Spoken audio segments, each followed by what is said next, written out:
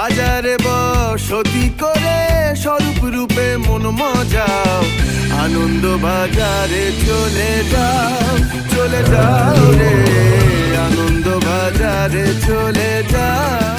নমস্কার বন্ধুগণ, কেমন আছেন আপনারা? আশা করি ভালো আছেন।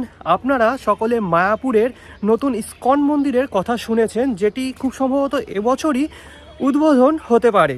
কিন্তু আজকে আমি চলে যাচ্ছি মায়াপুরে অন্য একটি সদ্য উদ্বোধন হওয়া মন্দিরের সন্ধানে। মন্দিরটি হলো, যতদূর শুনেছি, গৌরনিতাই মন্দির, আর মন্দিরটি এ মাসে কিছুদিন আগে উদ্বোধন হয়েছে। এবার ব্যাপারটা হলো, মায়াপুরে তো প্রচুর মন্দির রয়েছে, তো এই মন্দিরটা মায়াপুরে ঠিক কোন জায়গায় আছে, আপনারা কি করে পৌঁছবেন এবং কটা থেকে কটা পর্যন্ত খোলা থাকে, ভোগ প্রসাদের কোনো ব্যবস্থা আছে কি না, সেই সমস্ত তথ্য নিয়ে আজকের এই ভিডিও। আর এই মন্দিরে যে বিগ্রহগুলি আছে সেটি জাস্ট অপূর্ব, আমি ছবি দেখেছি। তো চলুন সময় নষ্ট না করে মায়াপুর রওনা দেওয়া যাক। কিন্তু তার আগে, যারা আমাকে চেনেন না, আমি হলাম আপনাদের নীল, আর আপনারা দেখছেন আমার চ্যানেল উইশবাকে। তো চলুন যাত্রা শুরু করা যাক।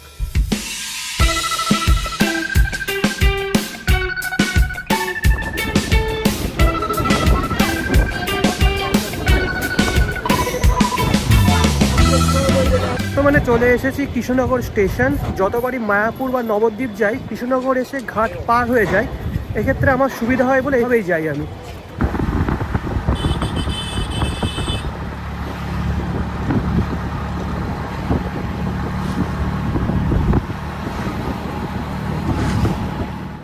বর্তমানে চলে এসেছি হুলোর ঘাটে। কৃষ্ণনগর স্টেশন থেকে অটো করে আসতে আমার সময় লাগলো প্রায় 40 মিনিট মতো, আর ভাড়া পড়লো জনপ্রতি 30 টাকা।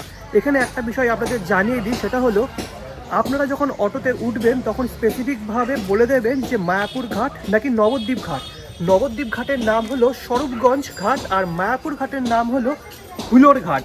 তো বর্তমানে চলে এসেছি সেই হুলোর ঘাটে, এবার ঘাট পার হয়ে যাব মায়াপুর। তো চলুন টিকিটটা কেটে নিই। তো সামনেই হুলোর ঘাট, আর এখানে যেতে যেতে অনেক দোকান পড়বে। এখান থেকে আপনি অনেক কিছু কিনতেও পারেন। খুব সুন্দর রকম মাটির পুতুল আছে, এই দেখুন। সামনেই রয়েছে কাউন্টার, টিকিটটা কাটতে হবে।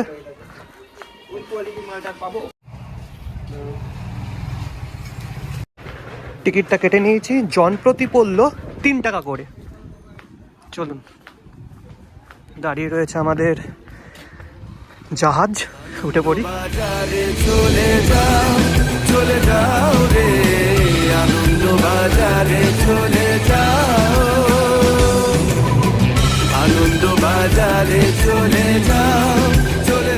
তো ফাইনালি এসে উপস্থিত হলাম মন্দির নগরী মায়াপুর। এবার এখান থেকে টোটো ধরে নিতে হবে গন্তব্যস্থল মহাপ্রভুর জন্মস্থান।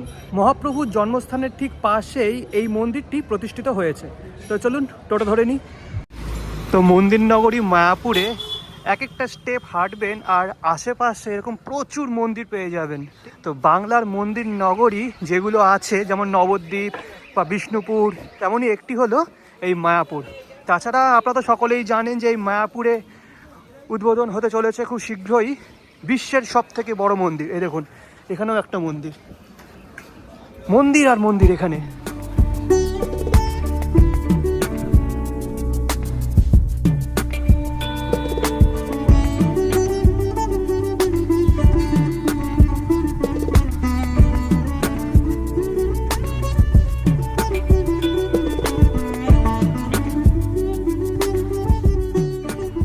তো এই হলো সুবিশাল বিখ্যাত আমাদের মায়াপুর ইস্কন মন্দির, যেটি খুব সম্ভবত এবছরের শেষের দিকে উদ্বোধন হয়ে যাবে। আর তার ঠিক সামনেই রয়েছে পুষ্প সমাধি মন্দির, বিশাল বড় করেছে। কিন্তু আজকের গন্তব্যস্থল এটি নয়, অর্থাৎ এই মন্দির নয়। আজকের গন্তব্যস্থল অন্য একটি মন্দির, গৌরনিতাই মন্দির। চলুন যাওয়া যাক।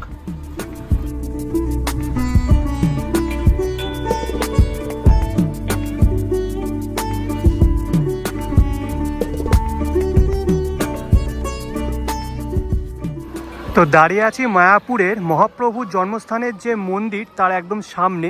এটি কিন্তু গন্তব্যস্থল নয়, তবে আপনারা আসলে এই মন্দিরটিও দর্শন করতে পারেন। এর ঠিক উল্টো দিকে একটা রাস্তা আছে, সেই রাস্তা দিয়ে আমাদের যেতে হবে। সামনেই ছিল মহাপ্রভুর জন্মস্থানের মন্দির, তার থেকে 2 পা এগিয়ে আসলে বাঁদিকে একটা রাস্তা পড়বে। এই রাস্তা দিয়ে 2 পা হাঁটলেই পড়বে আজকের মেন গন্তব্যস্থল। আর এখানে একটা ব্যানার টাঙানো আছে, লেখা আছে শ্রী শ্রী গৌরনিতাই মন্দির, শুভ উদ্বোধন 14ই জানুয়ারি, মানে এ মাসে 14ই জানুয়ারি উদ্বোধন হয়েছে। তো চলুন এই রাস্তা দিয়ে ধীরে ধীরে এগিয়ে যাই, দূর থেকে কিন্তু মন্দিরটা দেখা যাচ্ছে। একটা বিষয় আপনাদের জানিয়ে দিই, মহাপ্রভুর জন্মস্থান এটা নিয়ে কিন্তু একটা মতবিরোধ আছে। কেউ বলেন মায়াপুরে হচ্ছে মহাপ্রভুর জন্মস্থান, আবার কেউ বলেন নবদ্বীপে। আপনাদের কি মনে হয় অবশ্যই কমেন্ট বক্সে কমেন্ট করে জানান। আর বলতে বলতে চলে এসেছি মায়াপুরের অন্যতম বৃহত্তম মন্দিরের কাছে। চলুন দেখিয়ে দিচ্ছি। এই দেখুন সেই মন্দির, আর এরকম বাঁশের গেট করা হয়েছে, কারণ কিছুদিন আগেই উদ্বোধন হয়েছে আপনাদের বললাম। আর মন্দিরটা দেখতে পাচ্ছেন বিশাল বড়, কিন্তু মায়াপুরে যত বৃহদাকার মন্দির আছে তার মধ্যে অন্যতম হলো এই শ্রী শ্রী গৌরনিতাই মন্দির।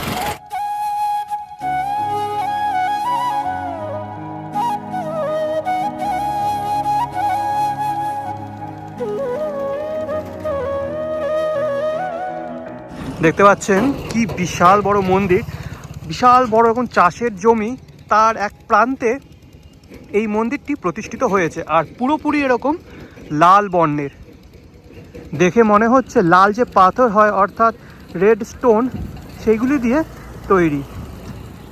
তো চলুন সামনে যাওয়া যাক। দাদা এই রাস্তাটার নাম কি আছে? দাদা এই রাস্তাটার নাম কি? আচ্ছা, তো এখানে মায়াপুরে আসলে কিন্তু গৌরনিতাই মন্দির আপনারা অনেক দেখতে পাবেন। তো স্পেসিফিকভাবে যদি বলি তাহলে বলতে পারেন, মানে বলবেন টোটো দাদাদের যে ঘোষপাড়ার যে গৌরনিতাই মন্দির যেটা সদ্য উদ্বোধন হয়েছে সেখানে যাবেন, বা বলতে পারেন যে মহাপ্রভুর জন্মস্থানের সামনে, সেখান থেকে মাত্র 2 মিনিটের রাস্তা এটি। চলুন, বলতে বলতে চলে এসেছি মন্দিরের একদম সামনে।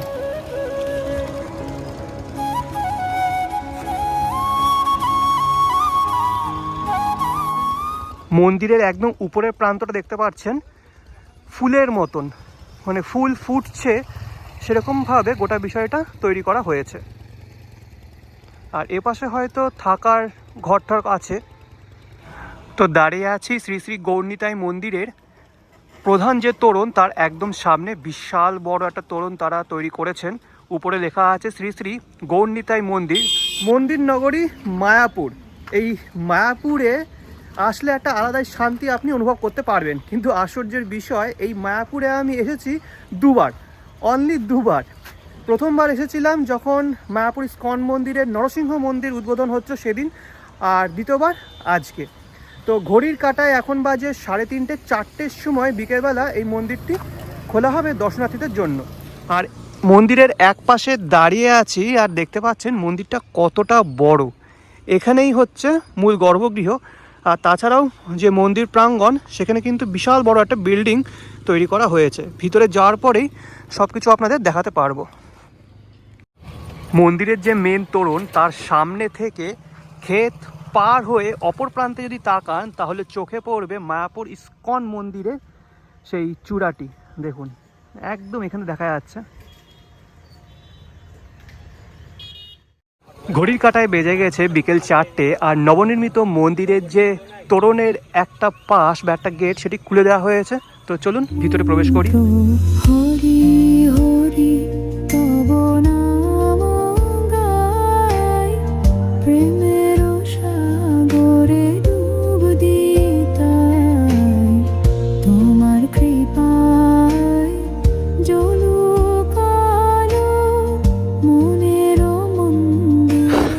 মূল মন্দিরে প্রবেশের আগে এখানে প্রচুর এরকম জুতো রাখার জায়গা আছে, তো এখানে আপনি আপনার জুতো রেখে দিতে পারেন। আর সম্পূর্ণ মন্দির যা দেখছি লাল পাথর দ্বারা নির্মিত। আর বলে রাখি এই মন্দিরে প্রবেশের জন্য 2টি প্রবেশদ্বার আছে। একটি মূল প্রবেশদ্বার যেটা দিয়ে আমি প্রবেশ করে আসলাম, আরও আছে একদম মূল মন্দির যেটা তার সামনে আরও একটি বিশাল বড় প্রবেশদ্বার আছে। আর কি সুন্দর করে এই ভাস্কর্যগুলো তৈরি করা, একবার দেখুন। শ্রী চৈতন্য মহাপ্রভুর যে নগর কীর্তন সেটি ফুটিয়ে তোলা হয়েছে। আর মন্দিরের ভিতরে প্রবেশের জন্য 2টি প্রবেশদ্বার আছে।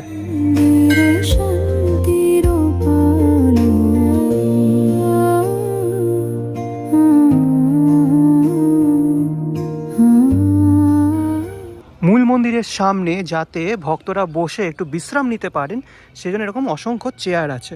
মন্দিরের ভিতর প্রবেশ করার আগে আপনি নিজের পাও ধুয়ে নিতে পারেন, এখানে এরকম ট্যাপের ব্যবস্থা আছে। তো চলুন বেশি সময় নষ্ট না করে ভিতরে প্রবেশ করি। তো তোরণ পেরিয়ে আমি পৌঁছে গেলাম একদম মূল মন্দিরের সামনে। সামনে একটা খুব সুন্দর ফাউন্টেনের সিস্টেম করা আছে, এখন বন্ধ আছে, একটু পরে হয়তো চালু করা হবে। আর একদম উপরে লেখা রয়েছে শ্রী শ্রী গৌর নিতাই মন্দির, ফাউন্ডার আচার্য হিজ ডিভাইন গ্রেস ভক্তিস্বরূপ তীর্থ মহারাজ। এই দেখুন, আর মন্দিরটা খুব সম্ভবত লাল পাথর দ্বারা নির্মিত। আর নিচে বিশাল বড় একটা হল ঘর আছে, এখন বন্ধ আছে।